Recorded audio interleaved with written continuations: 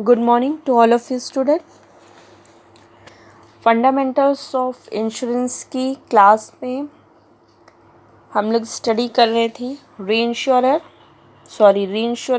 Right, पुनर्बीमा। Last class में हम लोग स्टडी कर रहे थे मेथड्स ऑफ रीइंश्योरेंस, पुनर्बीमा के तरीके क्या क्या हैं, जिसमें मैंने आपको बताया था लास्ट क्लास में कि पुनर्बीमा के 2 मेथड्स होते हैं, मीन्स रीइंश्योरेंस के 2 मेथड्स हैं। फर्स्ट था आपका फैकुलेटिव रीइंश्योरेंस, सेकेंड था आपका ट्रीटी। तो फैकुलेटिव हम लोगों ने स्टडी कर लिया था, सेकेंड ट्रीटी रीइंश्योरेंस भी स्टडी कर लिया था। फिर अगेन ट्रीटी रीइंश्योरेंस में आपका 3 मेथड्स और आते हैं जो लास्ट क्लास में हम लोग का स्टडी नहीं हो पाया था। तो आज की क्लास में हम लोग उसी में आगे कंटिन्यू करते हैं। Okay sorry. तो ट्रीटी रीइंश्योरेंस के मेथड्स आज हम स्टार्ट करते हैं। Okay students, so let's start. Treaty reinsurance में आपकी 3 मेथड्स आते हैं, जिसमें आपके फर्स्ट है quota share treaty. First method है आपका quota share treaty, means quota हिस्सेदारी संधि। Okay, so let's start. First method क्या होता है? Under this method, the ceding company is bound to cede and the reinsurer is bound to accept a fixed share of every risk coming within the scope of the treaty. Quota share treaty method में क्या होता है कि इसमें जो seeding company होती है, आपको मैंने बताया है सीडिंग कंपनी कौन होती है। सीडिंग कंपनी आपकी होती है इंश्योरेंस कंपनी। तो जो सीडिंग कंपनी होती है वो बाउंड होती है सीड करने के लिए, मतलब अपने रिस्क को रीइंश्योरेंस कराने के लिए, अपने जोखिम को पुनर्बीमा कराने के लिए वो बंधी होती है। And the reinsurer is bound to accept a fix share of every risk.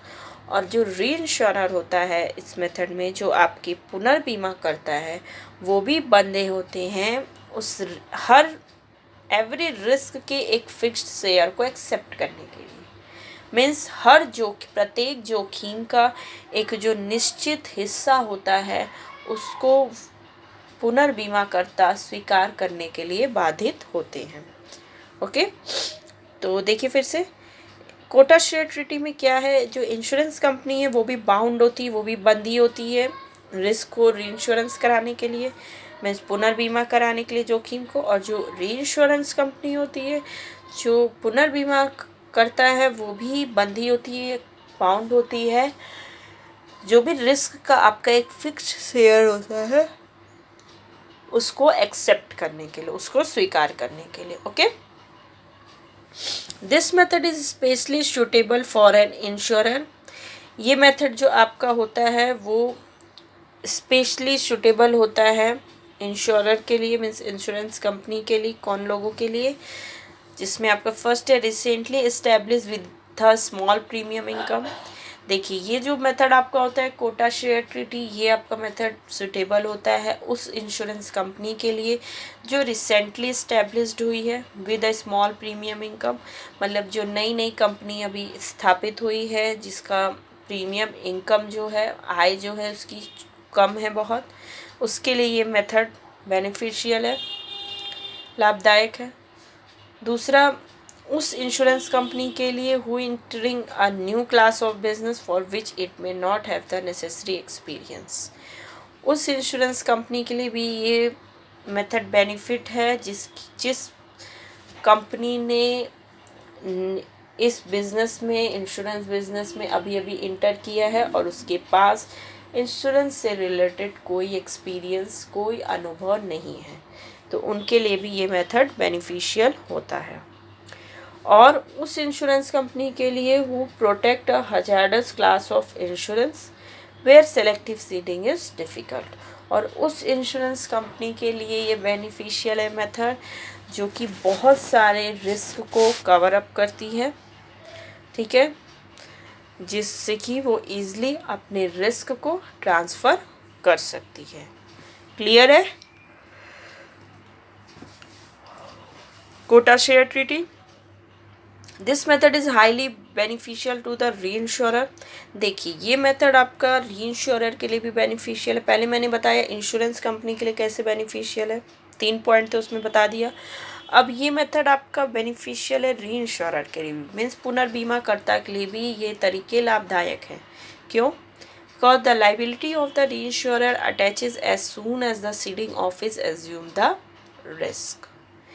इसमें जो भी आपका पुनर्बीमाकर्ता का जो दायित्व होता है, वो जितना भी रिस्क होता है जो उसको बियर करना है, कवर अप करना है, उसको यहाँ इस मेथड में तुरंत ही वो पता चल जाती है। Then the ceding office provides the accepting office with full details of each cession copies of proportional papers.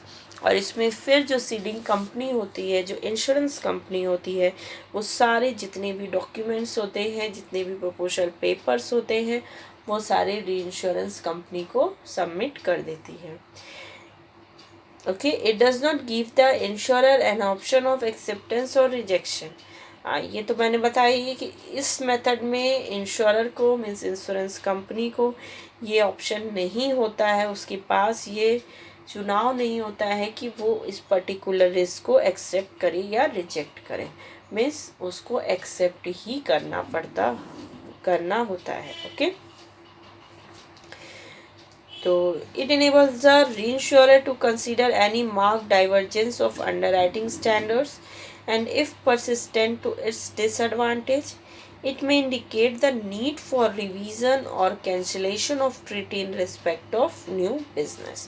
हाँ, एक इसका देखिए डिसएडवांटेज इस मेथड का क्या है कि इस मेथड, क्योंकि ये न्यू बिजनेस अगर है, अगर नए बिजनेस से रिलेटेड ये इंश्योरेंस कंपनी ये मेथड को अडॉप्ट कर रही है, तो इसमें यहाँ पे चांसेस होते हैं कि उसकी जो ट्रीटी है, उसकी जो संधि है पुनर्बीमा कंपनी के साथ, वो कैंसल हो सकती है। क्लियर है? तो ये था आपका first method, quota share treaty. Next आ जाइए, इसमें सेकेंड मेथड आपका surplus treaty. Surplus treaty means आधिक्य संधि। आधिक्य संधि। Let's start second method. Under this method, the insurers agree to accept the surplus, that is to say, the difference between ceding insurer's retention and gross acceptance. इस method में क्या होता है कि जो इंश्योरर है, इंश्योरेंस कंपनी है, वो अग्री होती है सरप्लस को एक्सेप्ट करने के लिए, मीन्स जो भी आधिक्य आएगा वो इंश्योरेंस कंपनी उसको स्वीकार करने के लिए बाधित होती है। सरप्लस, अब यहाँ पे सरप्लस से क्या मतलब होता है? Surplus means the difference between the ceding insurer's retention and gross acceptance.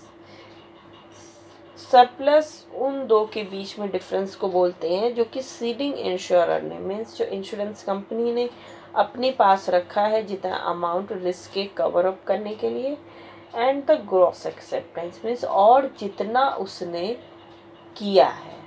जैसे मान लीजिए, सपोज करिए किसी कंपनी ने 10 लाख का, इंश्योरेंस कंपनी ने एक्सेप्ट किया मार्केट से पॉलिसी को, अब उस 10 लाख में से वो सिर्फ 5 लाख ही रिटेंशन कर सकता है, उसका रिस्क कवर कर सकता है, बाकी का 5 उसने ट्रांसफ़र किया इंश्योरेंस कंपनी को। तो उस 10 लाख और उस 5 लाख के बीच में जो दोनों में डिफरेंस आता है 5 लाख का, वही आपका यहाँ पे सरप्लस होता है। क्लियर है? Surplus treaties are arranged on the basis of lines. A line is equivalent to the ceding insurer's retention. Surplus जो यहाँ पे ट्रीटी होती है वो अरेंज की जाती है on the basis of lines के अकॉर्डिंग। और जो लाइन जो होती है वो क्या होती है? लाइन जो होती है आपकी जो इंश्योरेंस कंपनी होती है, उसकी जो रिटेंशन की लिमिट होती है कि वो पर्टिकुलर इंश्योरेंस कंपनी अपने पास पर्टिकुलर कितना अमाउंट रिस्क को कवर करती है, उसी को हम लोग लाइन बोलते हैं, और उसी के अकॉर्डिंग यहाँ पे सरप्लस का अरेंजमेंट किया जाता है। ओके, तो ये क्लियर हो गया जितना मैंने बताया इसमें। अब इसके advantage, This method is the most popular and greater part of the reinsurance business is now done under this method as it does not lay down any right rules. ये मेथड जो आपका है बहुत ही पॉपुलर मेथड है री का, पुनर्बीमा का बहुत ही पॉपुलर मेथड और ग्रेटर पार्ट है री बिजनेस में, मीन्स पुनर्बीमा व्यवसाय में एक महत्वपूर्ण भूमिका निभाता है, क्योंकि अंडर दिस मेथड, इस मेथड के अंदर कोई भी रूल्स एंड रेगुलेशंस आपके फॉलो नहीं होते हैं. क्लियर है? It is of particular advantage to the ceding office as it saves a lot of time and expenses. ये आपका इस मेथड का एडवांटेज है कि इस मेथड में आपके बहुत सारे टाइम्स एंड एक्सपेंसेस सेव होते हैं. ठीक है, क्योंकि जो भी सरप्लस रहता है इजीली बीमा कंपनी कवर अप कर लेती है, बाकी आपका री तो यहाँ पे आपका टाइम और एक्सपेंसेस का लॉस नहीं होता है, बल्कि दोनों सेव होते हैं. Okay, and it also provides for the री फॉर फैसिलिटी. ये तो क्लियर है कि ये मेथड आपका पुनर्बीमा जो भी री फैसिलिटी प्रोवाइड करती है. However, it is not suitable for policies with higher sums insured or where the limit of indemnity is very high. हाँ, ये देखिए कि ये मेथड, ये इसका डीमेरिट्स है कि ये मेथड आपका उस पॉलिसीज़ के लिए सूटेबल नहीं है, उपयुक्त नहीं है, जहाँ पर कि जो सम इंश्योर्ड अमाउंट होता है वो बहुत ही ज़्यादा होता है. मीन्स ज़्यादा की अगर आपकी पॉलिसी है तो ये मेथड्स को आप अडॉप्ट नहीं कर सकते हो. और जहाँ पर कि जो इंडेमनिटी है वो भी बहुत हाई हो, मीन्स जो हर्जाना, जो क्लेम इंश्योरेंस कंपनी को पे करना है वो भी बहुत ज़्यादा हो, तो ये मेथड वहाँ पर सूटेबल, आपका ये मेथड जो है वो उपयुक्त नहीं होता है. ठीक है, अगर जो भी इंश्योरेंस कंपनी है हमारी, अगर उसका हर्जाना बहुत हाई होगा, उसको क्लेम बहुत ज़्यादा पे करना होता है इंडिविजुअल को, तो ये मेथड उस बीमा कंपनी के लिए या पर्टिकुलर उस इंश्योरेंस कंपनी के लिए सूटेबल या उपयुक्त नहीं होता है. क्लियर है? नेक्स्ट एंड लास्ट मेथड आइए, excess of loss treaty.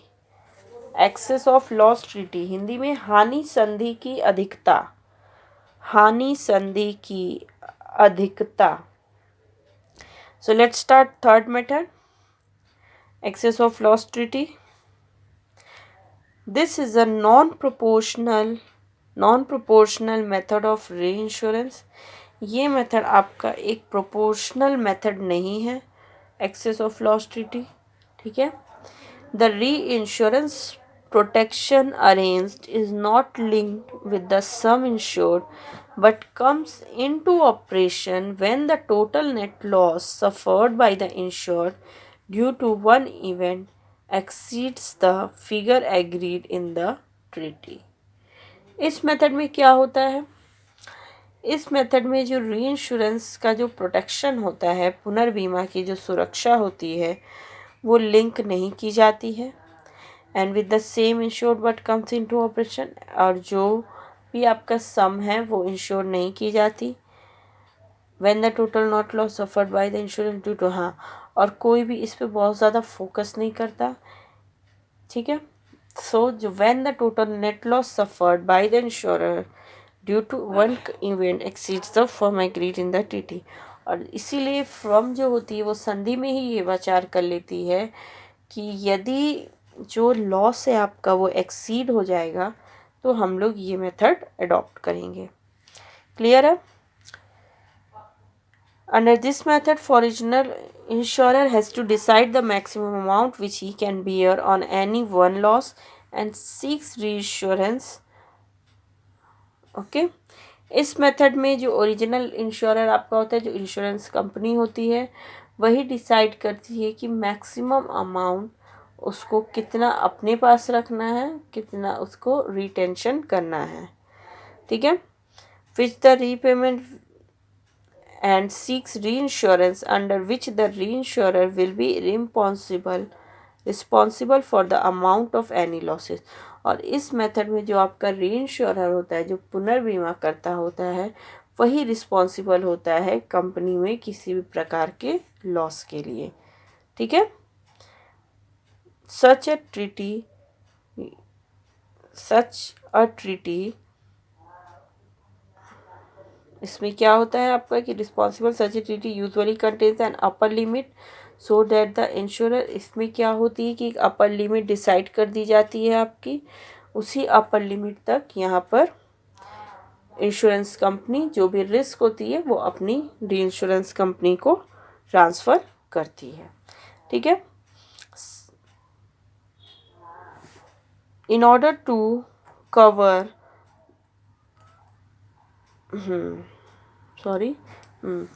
to keep the reinsurers directly involved in the cost, the treaty may, for instance, provide for the reinsurer will pay only a part of the excess.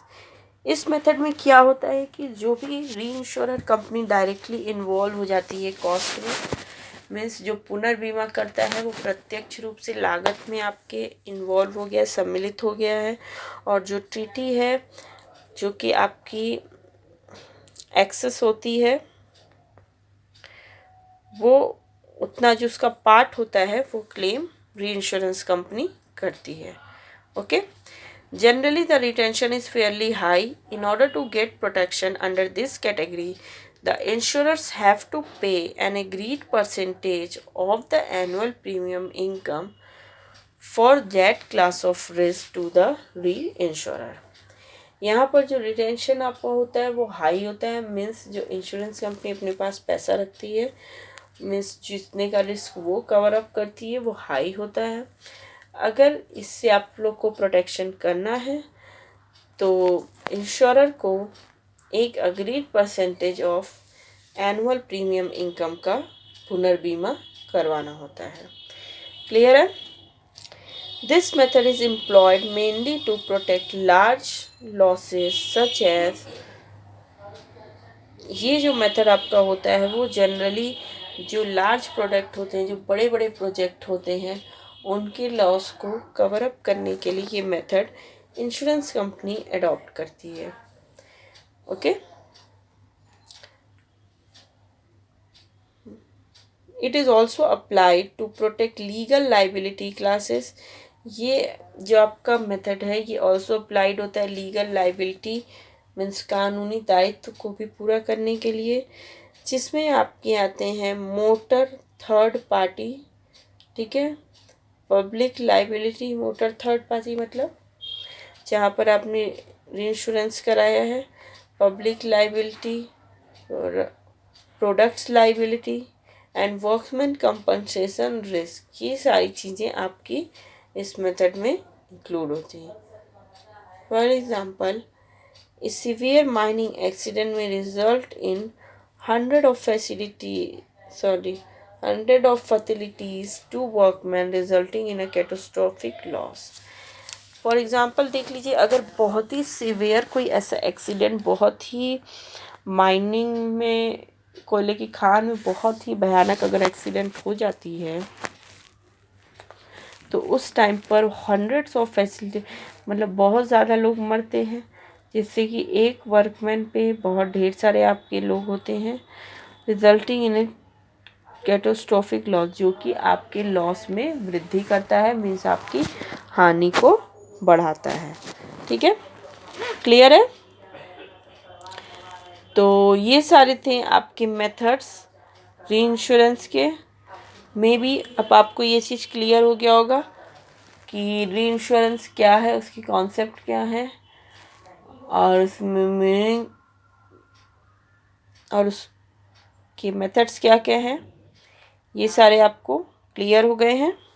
ठीक है, तो री insurance में हमने 2 methods main आपके होते हैं। First जो फैकुलेटिव है, सेकंड आपका ट्रीटी है। ट्रीटी में भी अंडर आपके 3 मेथड्स आते हैं, quota share treaty, surplus treaty and excess of loss treaty. Okay, तो ये सारे मेथड्स हैं आपके री इंश्योरेंस के, जो कि आपकी कंप्लीट हो गए हैं। तो आज की क्लास में हम लोगों का मेथड्स ऑफ री इंश्योरेंस टॉपिक कंप्लीट हो गया, और जो मेन टॉपिक आपका री इंश्योरेंस था वो भी कंप्लीट हो गया है। उसमें आपने मीनिंग पढ़ा, कॉन्सेप्ट पढ़ा, उसके कौन कौन से टर्म्स यूज़ होते हैं वो पढ़ा आपने, उसकी नीड इम्पोर्टेंस क्या है ये पढ़ा और आपने मेथड्स पढ़ा। तो ये लास्ट टॉपिक था आपका फर्स्ट यूनिट का। तो फर्स्ट यूनिट आज आपका कंप्लीट हो गया। नेक्स्ट क्लास जो अब हम स्टार्ट करेंगे, तो नेक्स्ट क्लास में अब हम लोग सेकेंड यूनिट स्टार्ट करेंगे। सेकेंड यूनिट में जो टॉपिक होगा वो डिस्कस करेंगे। और सभी लोग सिलेबस अपने पास रखिए, सिलेबस से मिलाते रहिए कि कितना टॉपिक आपको क्या क्या पढ़ना है। ओके, और बुक्स भी परचेज कर लीजिए आप लोग। इंश्योरेंस की बुक एक एम मोतीहार की है और एक एम मिश्रा की बुक आती है। दोनों बुक आप देख लीजिए, जिसमें आपका ज़्यादा सिलेबस मिलता हो आप वो बुक परचेज कर लीजिए। Okay, so the class is over.